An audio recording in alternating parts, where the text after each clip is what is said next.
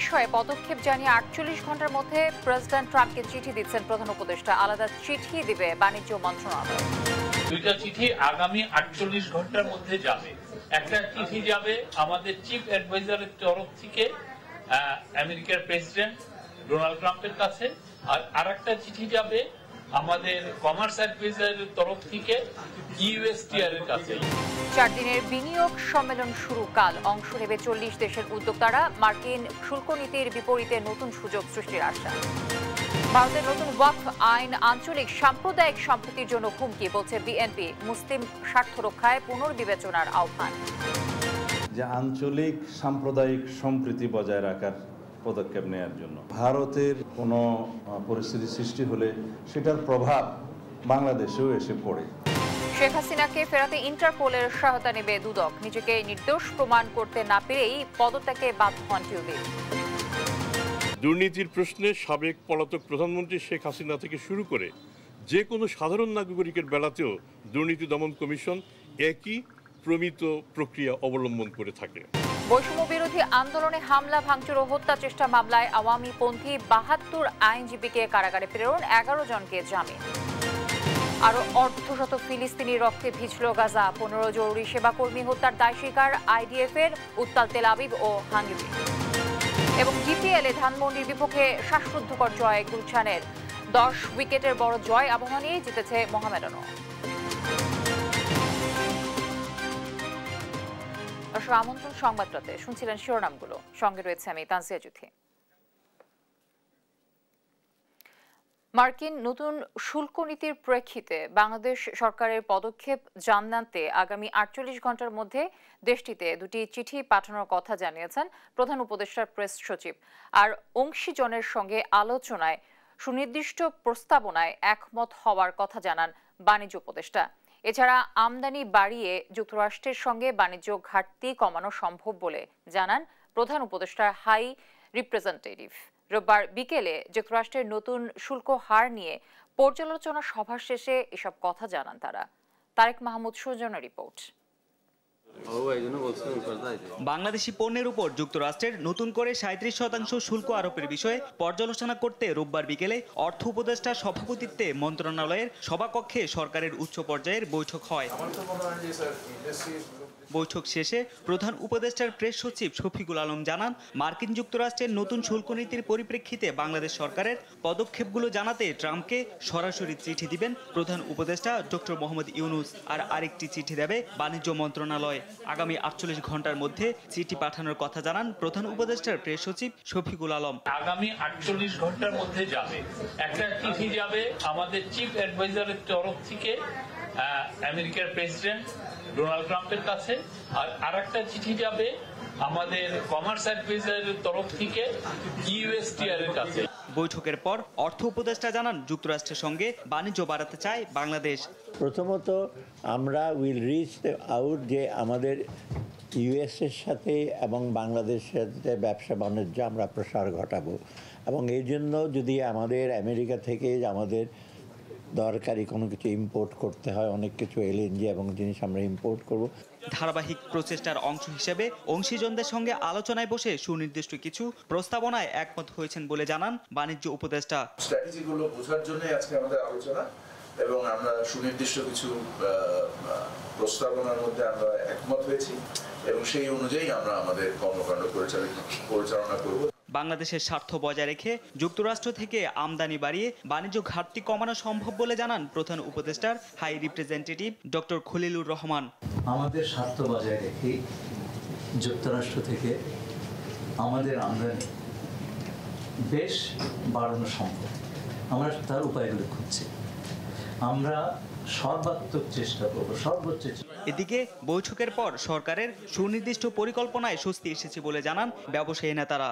আমরা ব্যবসায়ী সম্প্রদায় আমাদের একটা স্বস্তির জায়গা আজকে তৈরি হয়েছে যে সরকারের যে সুনির্দিষ্ট একটা পরিকল্পনা আছে, এবং সেটা একটা টাইম বাউন্ড পরিকল্পনা। এরকম একটি চিঠি এখান থেকে যাবে।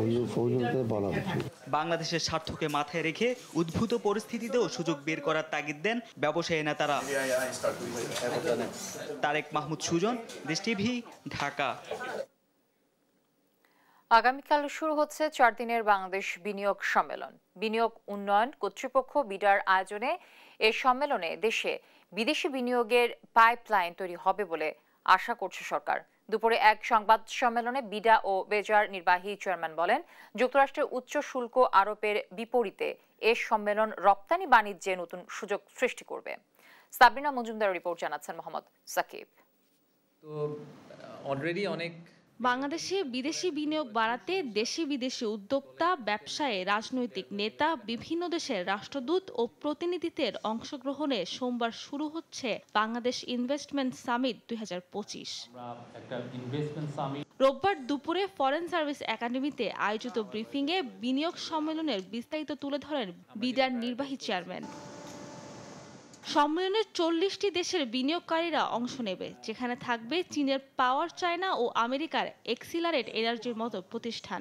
হতে পারে আইএলও ও নাসার সঙ্গে চুক্তি। বড় বড় কিছু কংগ্লোমারেট যাদের টোটাল জিডিপি, আসলে তাদের টোটাল রেভিনিউ যোগ করলে প্রায় আমাদের জিডিপি সমান হয়ে যায়, এরকম বড় বেশ কিছু কংগ্লোমারেট আসবেন। চায়না থেকে সিসিসিসি, সিআরবিসি, পাওয়ার চায়না, এরকম বেশ বড় কিছু কোম্পানি আসছেন। আবার আমেরিকা থেকেও এক্সেলারেট এনার্জির প্রেসিডেন্ট থেকে শুরু করে বেশ কিছু সিনিয়র লোকজন আসছেন।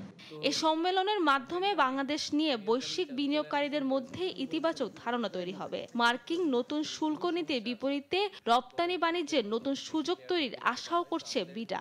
বাংলাদেশের যে বিনিয়োগ ব্যবস্থা, সেখানে একটা মেজর রিফর্ম হোক, যাতে ইনভেস্টরদের জন্য ভবিষ্যতে বাংলাদেশে ব্যবসা করা ইজি হয়। তো ওনাদের এই এডিশনাল পুশটা আমাদের জন্য আসলে একটা খুবই বেনিফিশিয়াল আউটপুট। আমি মনে করি যে এই মোমেন্টামের উপর বেস করে আমরা অনেকগুলো রিফর্ম আসলে আমাদের বিনিয়োগ ব্যবস্থার মধ্যে করে ফেলতে পারবো, সেটা আমাদের জন্য আসলে ভালোই হবে। বিনিয়োগ সম্মেলনে দেশের 3টি রাজনৈতিক দল বিএনপি, জামায়াত ও এনসিপি আমন্ত্রণ জানানো হয়েছে বলে জানান বিডার নির্বাহী চেয়ারম্যান। সাবরিনা মজুমদার, দেশ টিভি, ঢাকা। আমাদের সহকর্মী সাবরিনা মজুমদার রিপোর্টটি দেখছিলেন। বাংলাদেশের আর্থিক খাতের সংস্কার কার্যক্রমে সন্তুষ্ট আইএমএফ। ফলে আগামী জুনে চতুর্থ ও পঞ্চম কিস্তির ঋণের অর্থ ছাড়ে আশাবাদী সরকার।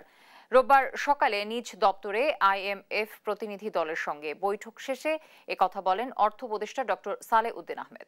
এর আগে যুক্তরাষ্ট্রের নতুন শুল্ক নীতি প্রসঙ্গে তিনি বলেন, দেশটি উচ্চ শুল্ক আরোপ করলেও রপ্তানিতে বড় কোনো প্রভাব পড়বে না। জান্নাতুল মোহনার প্রতিবেদন, জানাচ্ছেন নাফিয়া ফারজানা। আন্তর্জাতিক মুদ্রা তহবিল আইএমএফের $4.7 বিলিয়ন ঋণের চতুর্থ ও পঞ্চম কিস্তির জন্য সরকারের সংস্কার অগ্রগতি পর্যালোচনা করতে ঢাকায় সংস্থাটির প্রতিনিধি দল।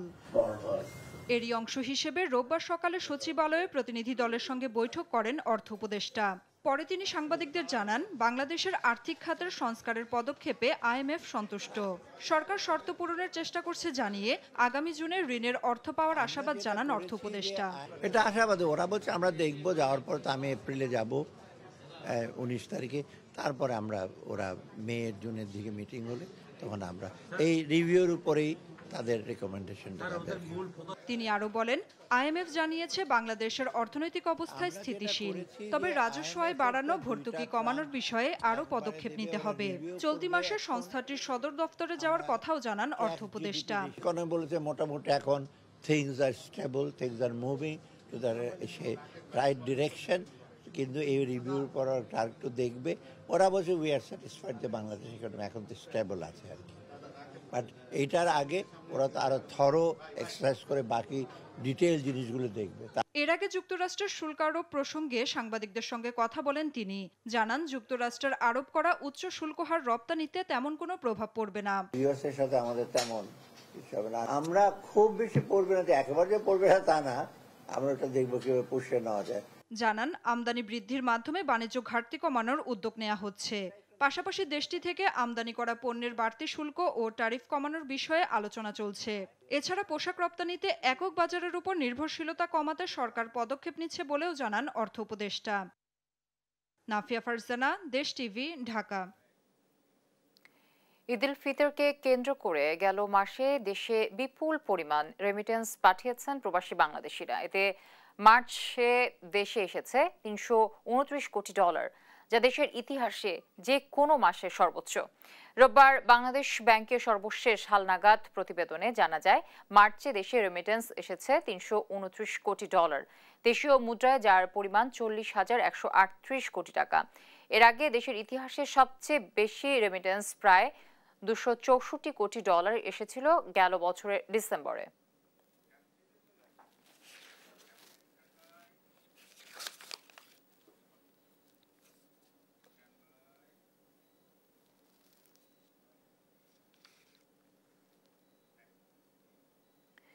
গাজায় ইসরায়েলি বাহিনীর বর্বরোচিত হামলার প্রতিবাদে সোমবার ঢাকা বিশ্ববিদ্যালয়ের পরীক্ষা ও ক্লাস স্থগিত করেছে বিশ্ববিদ্যালয় প্রশাসন। রোববার রাতে বিশ্ববিদ্যালয় জনসংযোগ দপ্তরের পাঠানো এক সংবাদ বিজ্ঞপ্তিতে এ তথ্য জানানো হয়। বিজ্ঞপ্তিতে বলা হয়, ফিলিস্তিনের গাজায় ইসরায়েলি বাহিনীর নৃশংস হামলার প্রতিবাদে শিক্ষার্থীদের বিশ্বব্যাপী ক্লাস ও পরীক্ষা বর্জন কর্মসূচির সঙ্গে সংহতি প্রকাশ করেছে ঢাকা বিশ্ববিদ্যালয় প্রশাসন। সোমবার বিশ্ববিদ্যালয়ের সব ক্লাস ও পরীক্ষা স্থগিত ঘোষণা করা হয়েছে। এদিন সকাল 9টা থেকে 11টা পর্যন্ত বিশ্ববিদ্যালয়ের সব অফিস বন্ধ থাকবে। স্থগিত পরীক্ষার সময়সূচি পরবর্তীতে জানানো হবে।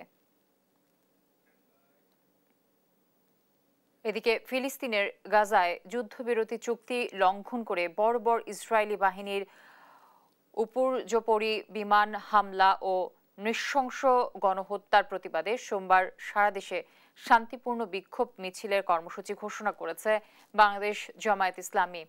দলটির সেক্রেটারি জেনারেল সাবেক এমপি অধ্যাপক মিয়া গোলাম পরোয়ার এক বিবৃতিতে বলেন, 2023 সালের অক্টোবর থেকে এখন পর্যন্ত ইসরায়েল অব্যাহতভাবে গাজায় একের পর এক হামলা চালিয়ে যুদ্ধবিরতি লঙ্ঘন করে আসছে। পরে ফিলিস্তিনের গাজায় বর্বর ইসরায়েলি বাহিনীর বিমান হামলা ও নৃশংস গণহত্যার প্রতিবাদে ঘোষিত বিক্ষোভ মিছিলের কর্মসূচি শান্তিপূর্ণ ও সর্বাত্মকভাবে সফল করার জন্য জামায়াতে ইসলামীর পক্ষ থেকে সংগঠনের সব শাখা এবং দেশবাসীর প্রতি আহ্বান জানান তিনি।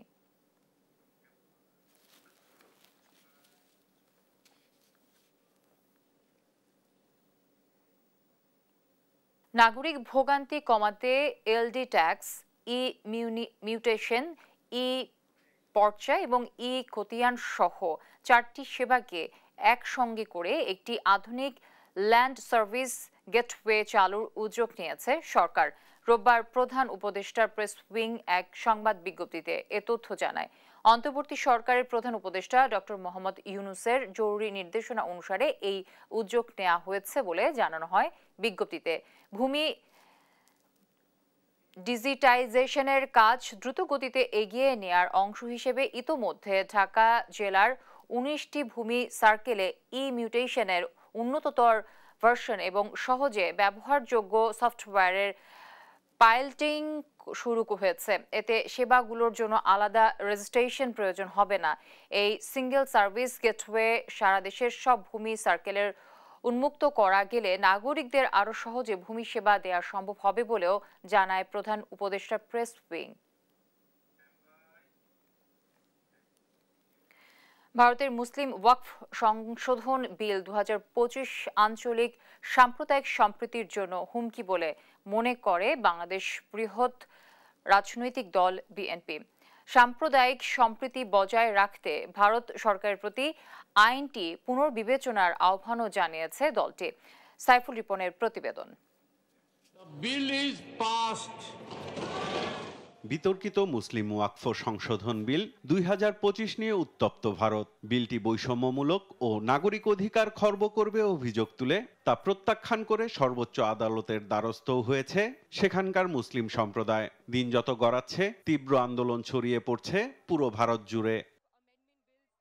এমন প্রেক্ষাপটে সেখানকার সংখ্যালঘু মুসলিম সম্প্রদায়ের অধিকার নিয়ে চরম উদ্বেগ প্রকাশ করেছে বাংলাদেশের বৃহৎ রাজনৈতিক দল বিএনপি।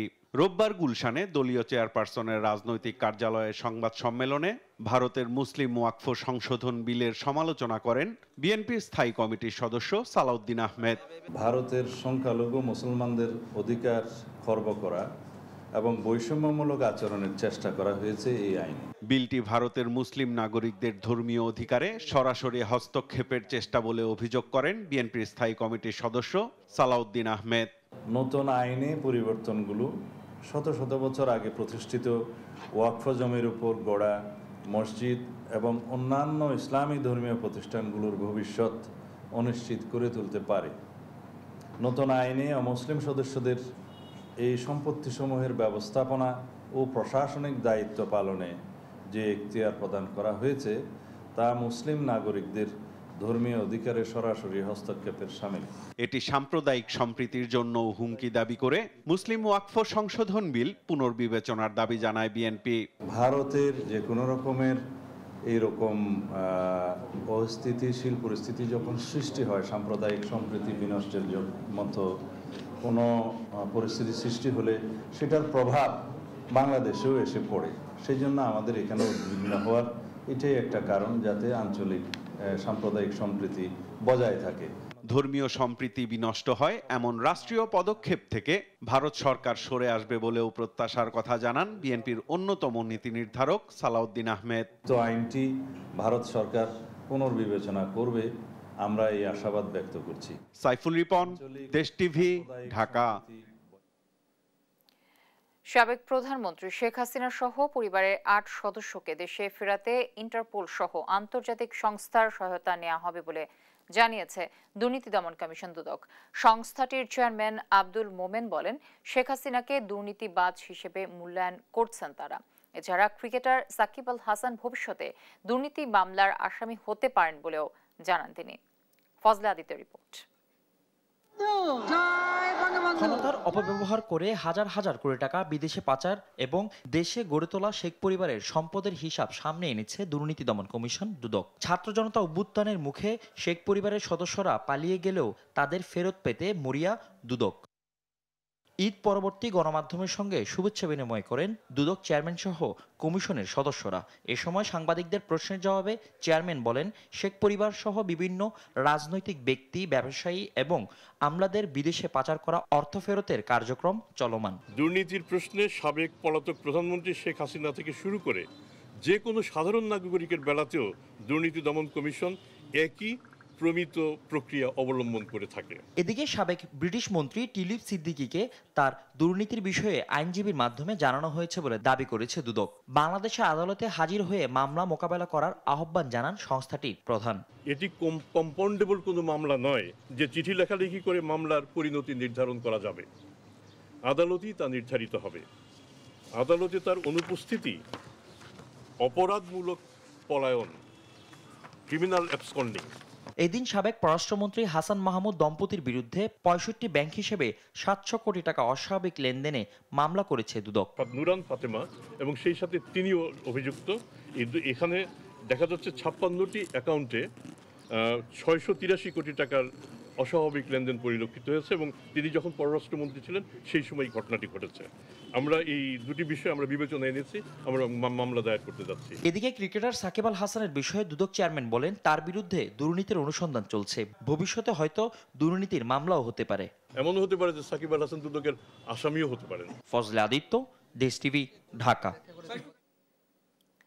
চলতি মাসে শেখ হাসিনা সহ আওয়ামী লীগের শীর্ষ নেতাদের বিরুদ্ধে আন্তর্জাতিক অপরাধ ট্রাইব্যুনালে আনুষ্ঠানিক অভিযোগপত্র দাখিল করতে যাচ্ছে প্রসিকিউশন।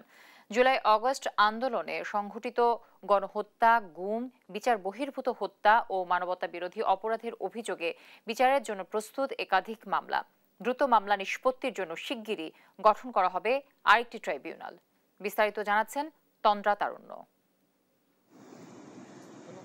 রোববার সকালে জুলাই আগস্ট আন্দোলনে যাত্রাবাড়িতে তাইম হত্যা মামলায় সাবেক পুলিশ কর্মকর্তা তানজিল আহমেদ ও আবুল হাসানকে আন্তর্জাতিক অপরাধ ট্রাইব্যুনালে হাজির করা হয়।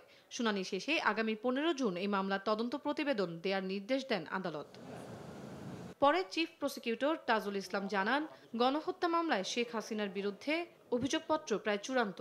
হাতে পাওয়া ৩টি তদন্ত প্রতিবেদনের মধ্যে ২টি চলতি মাসেই ট্রাইব্যুনালে দাখিল করা হবে। শেখ হাসিনার বিরুদ্ধে যেটা মানবতা বিরোধীর কমান্ড রেসপন্সিবিলিটির মামলা, সেটারও ড্রাফটটা আমাদের হাতে এসেছে, যেটার আরও ফার্দার কাজ চলছে।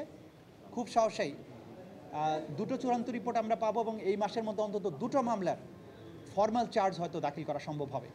এই সময় গুমের আয়নাঘর খ্যাত বন্দিশালা পরিদর্শন করতে গিয়ে বোমা হামলার ঝুঁকিতে পড়ার কথা জানান চিফ প্রসিকিউটর। বলেন, ট্রাইব্যুনালের বিচার নিয়ে চলছে বহুমুখী ষড়যন্ত্র, তবে সব বাধা পেরিয়ে বিচার কাজ এগিয়ে যাবে। গঠিত হবে দ্বিতীয় ট্রাইব্যুনাল। টিএফআই সেল বলে যে সেলটা ছিল, সেটার ভেতরে যেটা ভূগর্ভস্থ অনেকটা বলা যাবে সেমি ভূগর্ভস্থ সেলগুলো আবিষ্কার করেছে, সেখানে বোমা ফিট করা ছিল সেই বোমাগুলোর সাথে টাইমার সেট করা ছিল। আমাদেরকে অ্যাপারেন্টলি বোঝা যায় যে এই ইনভেস্টিগেশন করতে যারা গিয়েছেন তাদেরকে হত্যা করারও চেষ্টা করা হয়েছিল। নানামুখী ষড়যন্ত্র আছে, তারা চেষ্টা করবে বিচারকে বন্ধ করার জন্য, বন্ধ করতে না পারলে বিতর্কিত করার জন্য। তারা যে ষড়যন্ত্রগুলো করছে, ট্রাইব্যুনালের তদন্ত সংস্থা প্রসিকিউশন এই ব্যাপারে সম্যক অবহিত এবং তাদের অনেককে চিহ্নিত করা হয়েছে। যারা এগুলো করার চেষ্টা করবেন তারা ব্যর্থ হবেন, তাদেরকে আমরা মেসেজ দিতে চাই। কোনো রকমের স্ক্যান্ডাল সরিয়ে বিচার প্রক্রিয়া বাধাগ্রস্ত করা যাবে না। এর আগে চাংখারপুলে গণহত্যায় নাসিরুল ইসলামকে 10 এপ্রিল ও সাভারে এপিসি থেকে মরদেহ ফেলার ঘটনায় সাবেক এপিবিএন সদস্য সোহেল মিয়াকে 13 এপ্রিল জিজ্ঞাসাবাদের নির্দেশ দেয় ট্রাইব্যুনাল। এছাড়া ফার্মগেট এলাকায় নাফিজ হত্যা তদন্ত প্রতিবেদন জমা দিতে হবে 6 জুন। তন্দ্রা তারণ্য, দেশ টিভি, ঢাকা। দেখছেন সংবাদ রাত। সরকার বিরোধী আন্দোলনের সময় আইনজীবীদের মারধর ও হত্যা চেষ্টার মামলায় আওয়ামী লীগ সমর্থক 72 জন আইনজীবীকে কারাগারে পাঠানোর আদেশ দিয়েছেন আদালত। আর ঢাকা আইনজীবী সমিতির সাবেক সভাপতি আবু সাইদ সাগর ও 10 জন নারী আইনজীবীকে জামিন দেওয়া হয়েছে। ঢাকা মহানগর দায়রা জজ মোহাম্মদ জাকির হোসেন আজ রোববার এ আদেশ দেন। বৈষম্য বিরোধী আন্দোলনের সময় ঢাকা আইনজীবী সমিতির সদস্যদের ওপর হামলা, চেম্বার ভাঙচুর ও হত্যা চেষ্টার অভিযোগে আওয়ামীপন্থী 144 জন আইনজীবীর বিরুদ্ধে মামলা হয় আদালতে। পরে উচ্চ আদালত থেকে 115 জন আইনজীবী 8 সপ্তাহের জামিন নেন। জামিনের মেয়াদ শেষ হবার কথা সোমবার। রোববার তাদের মাঝে 83 জন নিম্ন আদালতে আত্মসমর্পণ করে হত্যা চেষ্টা মামলায় আবারও জামিন আবেদন করেন। জামিন আবেদনের বিরোধিতা করে যুক্তি তুলে ধরে রাষ্ট্রপক্ষ। 72 জন আইনজীবীকে কারাগারে পাঠানোর আদেশ দেন আদালত। আর জামিন পান ঢাকা আইনজীবী সমিতির সাবেক সভাপতি আবু সাইদ সাগর ও 10 জন নারী আইনজীবী। ওই দিন 4 তারিখে যে ঘটনাগুলো ঘটেছিল তাদের যে ভিডিও ফুটেজ, ছবি, সেগুলি আমরা আদালতে উপস্থাপন করি। আদালত উভয় পক্ষের বক্তব্যের পর যারা মহিলা আইনজীবী ছিল, মহিলা অ্যাকিউজড ছিল, আসামি ছিল, তাদেরকে জামিন মঞ্জুর করেন। আর একজন বয়স্ক আইনজীবী ছিল, তারও জামিন মঞ্জুর করেন। আর 83 জনের মধ্যে প্রায় 11 জনের জামিন মঞ্জুর করেন। আর বাকি 72 জন তারা আসামিকে তিনি সিডব্লিউ মূলে জেল হাজতে প্রেরণ করেন। এদিকে বিএনপি পন্থী আইনজীবীরা নারী আইনজীবীদের জামিনে ক্ষোভ জানান। বলেন আদালতের এমন বিবেচনায় ন্যায় বিচার নিশ্চিত হয়নি। এদিকে জামিন শুনানি ঘিরে আদালত প্রাঙ্গণে বিপুল সংখ্যক পুলিশ সদস্য মোতায়েন করা হয়। সাবরিনা মজুমদার, দেশ টিভি, ঢাকা। বৈষম্য বিরোধী ছাত্র আন্দোলনে পুলিশের গুলিতে নিহত বেগম রোকেয়া বিশ্ববিদ্যালয়ে শিক্ষার্থী আবু সাইদের স্মৃতি বিজড়িত বিশ্ববিদ্যালয়ের 1 নম্বর গেট পরিদর্শন করেছেন প্রধান বিচারপতি ডক্টর সৈয়দ রেফাত আহমেদ।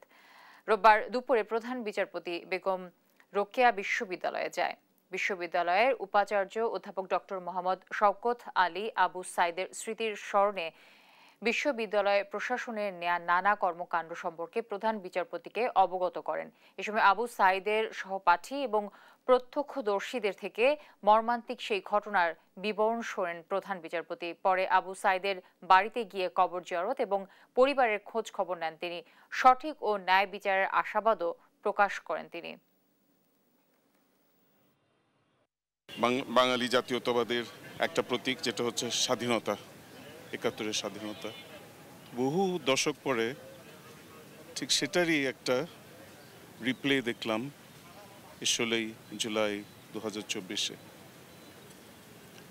এই আবু সাইদের সুপ্রিম স্যাক্রিফাইসের মাধ্যমে। আবু সাইদের কয়েকটি কেস এখন বিচারিক প্রক্রিয়ার মধ্যে দিয়ে চলছে। সেটা যাতে সঠিক প্রক্রিয়ায় একটা সমাধানে পৌঁছায়, সবাই যাতে ন্যায় বিচার পায়, সেদিকেই আমাদের সচেষ্ট হতে হবে।